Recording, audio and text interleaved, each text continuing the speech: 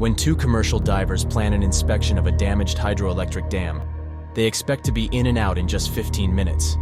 Despite a strict preparation plan, an unbelievable error has deadly consequences. This is the fatal breakdown of the Lake Oliver Dam accident. October 27, 2020 started as a routine workday for Eric Herbert and Alex Paxton. They were commercial divers for Glenn Industrial Group, and today's job was a quick check of the Lake Oliver Dam in Columbus, Georgia. The company they worked for had the contract to perform maintenance on the underwater systems. The dam was operated by Georgia Power and had its own employees on site managing operations. This was a hydroelectric dam, which produces energy from the controlled flow of water through it. The chain on one of the control gates wasn't working right. Eric and Alex were supposed to take a look at what exactly was broken, so that a formal plan could be made for repairs. With more than a decade of experience, they were each very comfortable with the procedures involved in such a dive. Although they were confident, the planning is quite serious and methodical. One of the biggest risks for commercial divers is differential pressure or sources of energy in the water. This would include open valves, moving water, or areas when pressure is different between chambers. This difference in pressure can suck a diver into a hole or up against a grate with deadly force. Because of this risk, the most important pre-dive effort was identifying the potential sources of energy in a facility.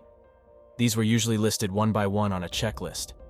The extensive pre-dive routine would be for the facility to lock out and tag out all of these energy sources. Lockout tagout, or LOTO, would require each valve or switch to be locked in the closed position and tagged with a label that warns others not to touch until the LOTO is removed. This procedure is essential to protect anyone in the water. The LOTO checklist is signed off by 2 employees of the dam and then validated by the dive company responsible for maintenance. On this day, the LOTO was completed by the Lake Oliver Dam employees, and each item on the list was double-checked and tagged out for maintenance. Eric and Alex were ready to get to work. But before they entered the dam, they performed their own last check for any differential pressures. They were aware of the location of the gates and the priming valve listed on the LOTO checklist. They dropped their meter into the water to confirm that there was no movement in the water at these locations. Everything looked good, so they positioned themselves above Gate 3 and prepared for entry into the interior of the dam. Eric was the supervisor of their shift, but offered to run down to check the chain himself.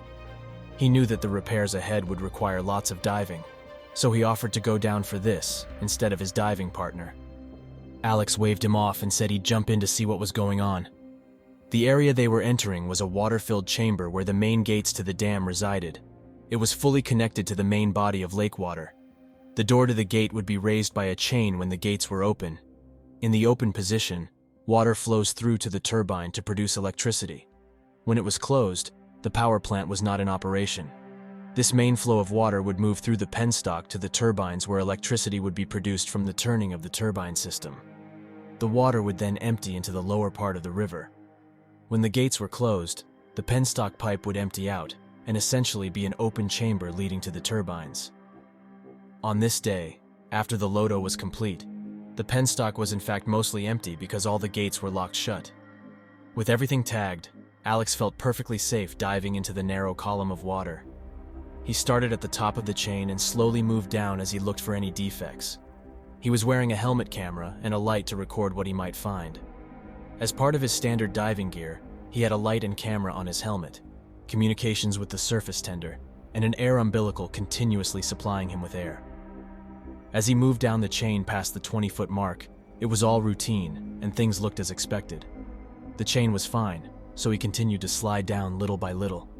Then in a frightening instant, he was fully aware of the sudden pull on his body. It only took a second, because once it's got you, it's got you.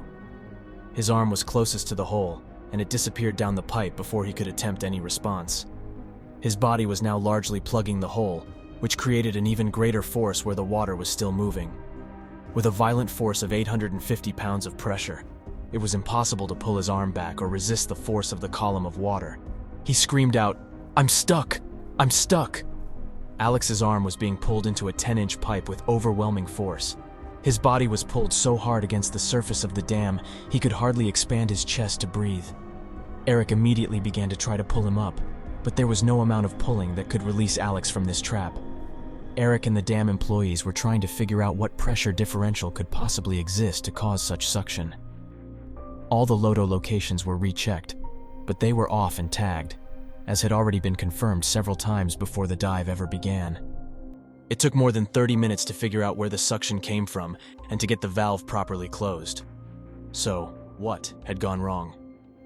What Alex, Eric, and even some of the dam employees didn't know was that there was another valve not listed on the Lodo checklist.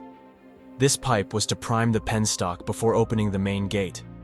If the penstock was completely empty when the gate was opened, a huge rush of water would burst into the chamber and possibly damage the turbine at the end of the penstock pipe. In order to prevent this overwhelming rush of water, there is a small priming pipe that lets a smaller volume of water into the penstock to fill it before full operation of the dam. This priming system actually had two possible inlets of water. There was a flapper-type valve, similar to what is found in a common toilet, and there is a gate-type valve with a wheel handle. These two valves were only listed once on the lockout form. The flapper-type valve was locked and tagged for this dive, but no one had turned the wheel of the second valve. While Alex was stuck, it took some time for the employees to access the wheel to close the valve and remove the pressure differential from the pipe that was sucking Alex so violently. This valve shut-off was located down off the top of the dam and behind a locked gate. Despite moving quickly to get the pressure under control, it took almost 30 minutes to get the valve shut. It seems like a minor oversight, but the tiny 10-inch opening was a devastating vortex in this chamber of water. When a large empty pipe is connected to an entire reservoir of water, there is an incredible differential in pressure.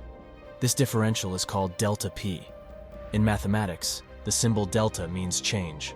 The P represents pressure, so any delta P situation in diving must be carefully managed as one of the deadliest risks in the profession. The Lodo procedure is used to manage this risk and have several sets of eyes on each potential source of energy, or delta P, in the system. In this case, an unlimited source of 25 feet of water was pressing into a 10-inch wide pipe. The only way to relieve the pressure was to close the valve, to isolate the lake water from the empty penstock pipe. By the time this was accomplished, it was too late for Alex. His body was under 850 pounds of pressure, and his muscles just could not expand his chest to breathe. After just a few minutes, he lost consciousness and died. After this devastating tragedy, an investigation revealed violations by Georgia Power in the operating procedures of the dam. The family of Alex Paxton sued Georgia Power and received an undisclosed settlement for his wrongful death.